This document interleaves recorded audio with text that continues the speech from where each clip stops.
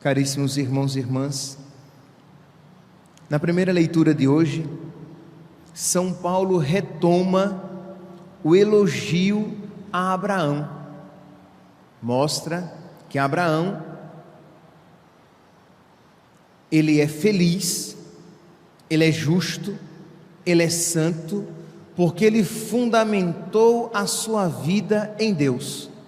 Diz aqui São Paulo: irmãos, diante da promessa divina, Abraão não duvidou por falta de fé, mas revigorou-se na fé e deu glória a Deus, convencido de que Deus tem o poder para cumprir o que prometeu.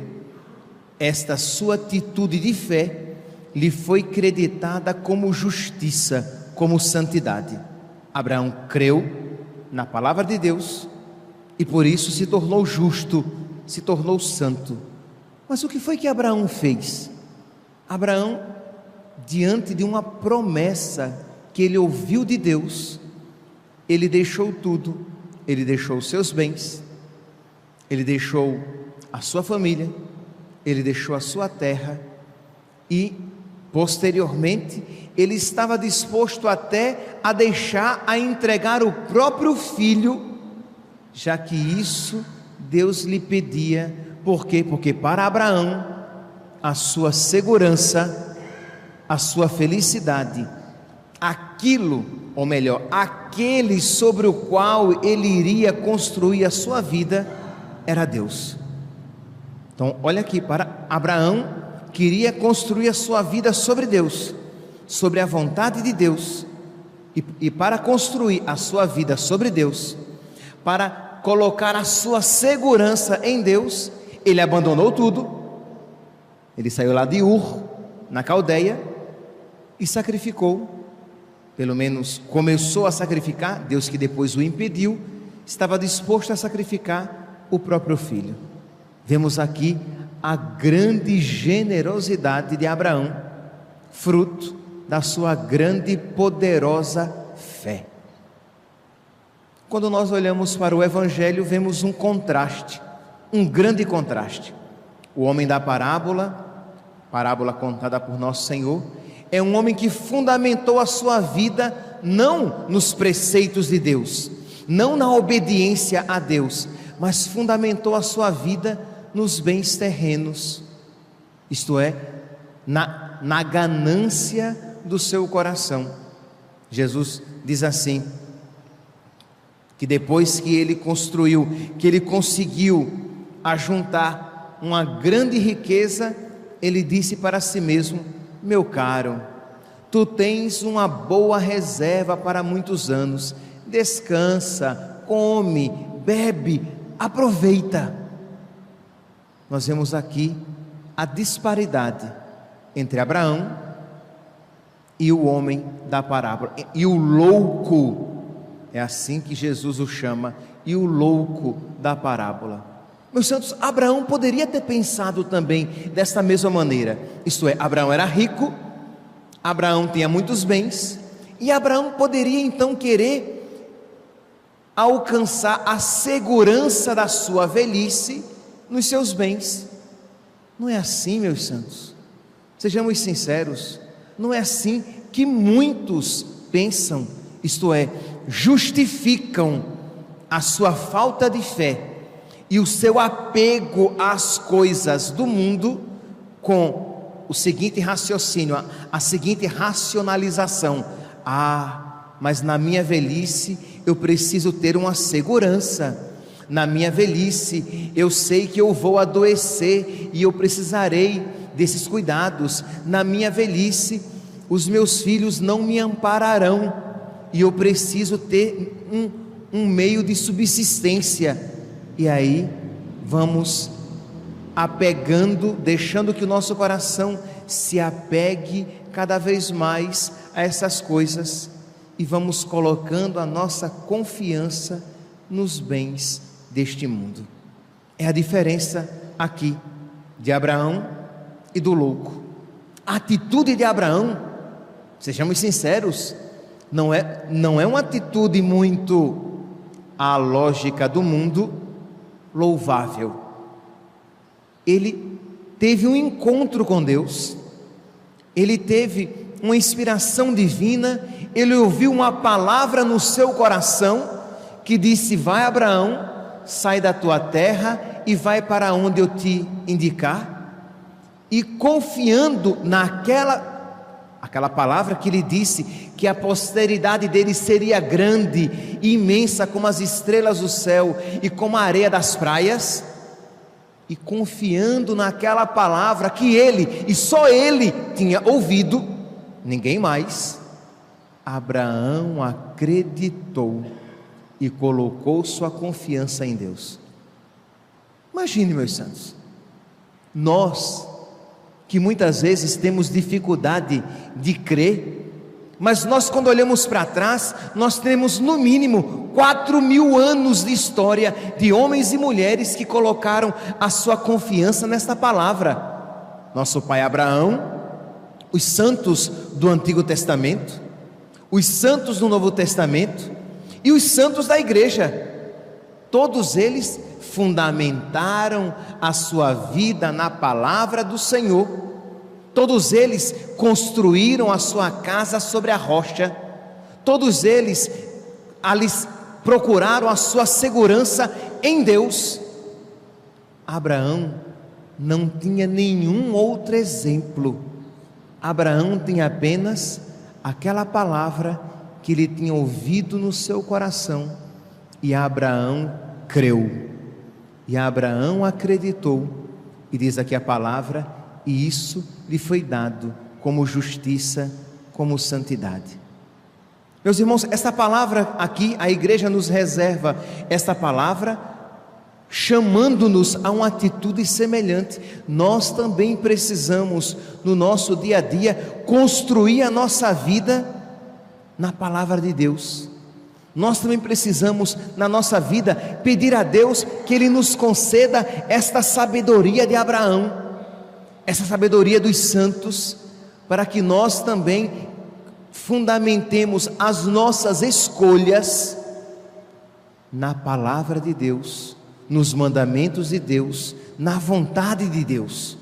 Abraão, que guiou toda a sua vida pela promessa que ele ouvira no seu coração, nós que devemos guiar toda a nossa vida, as nossas escolhas e os nossos sonhos na palavra de Deus, pregada e ensinada há 2.000 anos pela igreja, mas já há 4.000 anos desde o Antigo Testamento. Mas, meus santos, dizer isso significa o quê? Que nós precisamos rezar a cada dia e pedir a Deus que Ele alicerce esta palavra no nosso coração. Não basta que digamos uma vez, 2 vezes ou 3 vezes: Senhor, concede-me esta sabedoria.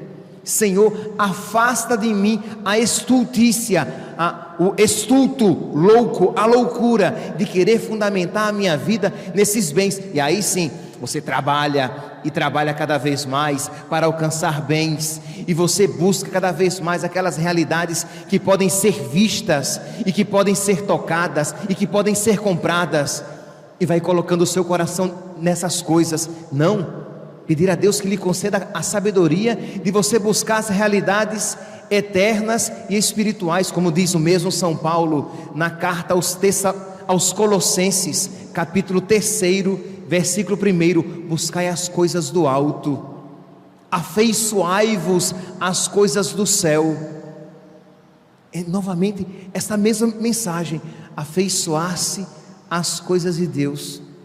Com quanta facilidade nós nos afeiçoamos às coisas da terra, não é verdade? É verdade, meus santos. Sejamos sinceros, reconheçamos diante de Deus com quanta facilidade nós nos afeiçoamos às coisas da terra, às pessoas, às coisas, aos bens, às belezas deste mundo passageiro. Nós nos afeiçoamos a isso. E aí São Paulo vem e diz: afeiçoai-vos às coisas do céu, afeiçoai-vos às coisas do alto, buscai as coisas do céu, buscai as coisas do alto. Vem Jesus lá no capítulo 6, versículo 27 de São João, e diz: trabalhai por aquilo que não passa, esforçai-vos, labutai por aquilo que é eterno, pelo que é de Deus. Vem nosso pai Abraão, nos dá este exemplo, e o homem da parábola, a quem Jesus chama de estulto, louco, insensato, nécio. Meus santos, precisamos suplicar, e suplicar não apenas agora, não apenas nos nossos momentos de oração, mas precisamos suplicar constantemente a sabedoria do Evangelho. Santo Agostinho, no ofício das leituras de hoje, ele nos ensina a rezar. Ele diz que nós devemos ter momentos no nosso dia de oração, aqueles momentos de manhã, você vem à missa, você reza, depois você tem, espero, pelo menos uns 2 momentos de oração no dia, em que você se coloca mais detidamente em oração diante de Deus. Em algum outro momento do dia você reza o seu terço, muito bem, mas nós temos todos os outros momentos do dia em que nós somos tentados a nos esquecer de Deus, e até mesmo a nos esquecer daquilo que nós rezamos naqueles momentos pré-determinados. Santo Agostinho, então, ele nos ensina a trazer pequenas súplicas no coração, e ali, enquanto você lava a louça, enquanto você dirige o seu carro, enquanto você, no intervalo entre uma aula e outra, entre um serviço e outro, você lança aquela súplica para Deus, dizendo como: vinde, ó Deus, em meu auxílio, socorrei-me sem demora. Ou: concede-me, Senhor, a sabedoria que vem do alto. Ou: vinde, Espírito Santo, enchei os corações dos vossos fiéis e acendei neles o fogo do vosso amor. Uma pequena súplica, uma pequena frase, uma pequena antífona, um pequeno versículo sálmico, um pequeno trecho de uma oração, de uma palavra de um santo. Quem a Deus tem, nada falta, só Deus basta. Pela sua dolorosa paixão, tende misericórdia de nós e do mundo inteiro. Não sei qual é o versículo, a antífona, a frase, mas que reconecta você com Deus, coloca você diante do Altíssimo, faz com que você se recorde que você precisa buscar as coisas do alto, faz com que você reatualize a necessidade de você buscar a sua segurança em Deus. Diz Santo Agostinho: conta-se que os monges do Egito fazem frequentes orações, mas brevíssimas, à maneira de tiros lançados ao alto. Breves orações, isto é, além daquelas orações mais longas que nós fazemos, eles fazem breves orações. Às vezes é um versículo que já lhe tocou o coração e que alimenta a sua alma. Se vos possuo, nada mais me atrai neste mundo. É um versículo sálmico. Se vos possuo, meu Deus, o que mais me importa nesta vida? Se o Senhor é a minha riqueza, o que mais é importante para mim? O Senhor é a minha segurança, o Senhor é a minha salvação, o Senhor é o meu refúgio, é aquele em quem encontro alegria. Pequenas orações, mas que brotem do seu coração e que você constantemente vá colocando essas súplicas, não para recordar Deus das suas necessidades, como por exemplo, digamos que as suas súplicas estejam constantemente voltadas para: Senhor, concede-me um coração novo. Senhor, ensina-me a te amar. Senhor, faz-me sábio como Abraão. Arranca do meu coração a loucura do homem insensato. Mas quando você faz essas súplicas constantes, você não as faz para recordar Deus do que Ele precisa fazer por você. Você as faz com a esperança de que você aprenda a querer aquilo que você está constantemente pedindo. Então você constantemente pede uma graça que você sabe que precisa de verdade amar. A Sagrada Escritura, eu reservei aqui 3 salmos, ela tem várias outras passagens que falam de Deus como a nossa segurança. Abraão, que colocou a sua segurança em Deus; o louco, que colocou a sua segurança nos bens deste mundo. Lá no Salmo 27, 26, nós podemos ouvir, podemos ler depois, Salmo 26, o Senhor é a minha luz e a minha salvação, de quem eu terei medo? O Senhor é a proteção, é a segurança da minha vida, perante quem eu tremerei? Esta de você renovar: o Senhor é a segurança da minha vida, o Senhor é a riqueza da minha vida. Meus santos, nós precisamos nos evangelizar, nos catequizar, nós precisamos repetir para que este nosso coração, que resiste em buscar a segurança e a felicidade nas coisas, para que ele aprenda a buscar a sua segurança e a sua felicidade em Deus. E é por isso que nós precisamos rezar constantemente, 1, 2, 3, sem cessar: Senhor, o Senhor é a proteção da minha vida, o Senhor é a segurança da minha vida, perante quem? O que é que eu temerei? Diante de que eu tremerei? No Salmo 70, citei o Salmo 26, que você pode rezar em casa depois. Cito aqui o Salmo 70, que diz: eu procuro o meu refúgio em vós, Senhor, que eu não seja envergonhado para sempre. Sede uma rocha protetora para mim, um abrigo bem seguro que me salve. Mais uma vez, esta súplica do salmista, pedindo a Deus: Senhor, que o Senhor seja a minha segurança, que o Senhor seja o meu conforto na procela, no tufão, na tempestade, isto é, nas dificuldades da vida, que o Senhor seja a minha segurança. Quando tudo me faltar, que o Senhor não me falte, e eu terei tudo. Que me faltem os amigos, se a tua amizade não me faltar, eu terei tudo.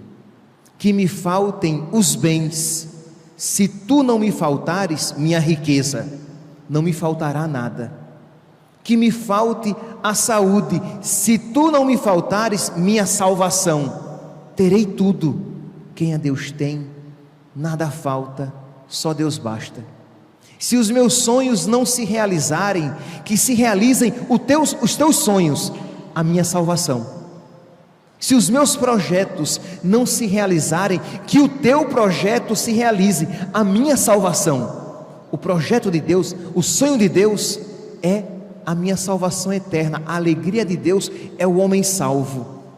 Então é pedir a Deus, ao rezar, ao fazer essas nossas pequenas súplicas, que esta sabedoria se entranhe, se enraize nos nossos corações, à semelhança de Abraão, que com alegria deu a Deus tudo aquilo que tinha. Eu poderia, meus santos, citar outros salmos, até reservei aqui o Salmo 61, só em Deus a minha alma tem repouso, porque dele é que me vem a salvação. Só Ele é meu rochedo e salvação, a fortaleza onde encontro segurança. E tantos outros salmos que nos ensinam a buscar a nossa segurança em Deus. Que hoje, meus santos, nesta Santa Missa, supliquemos a Deus, não apenas agora, não apenas no decorrer do dia de hoje, mas sempre, que Ele nos conceda essa sabedoria que foi abundante no coração de Abraão, no coração de todos os santos e principalmente no coração da Virgem Maria. Louvado seja nosso Senhor Jesus Cristo.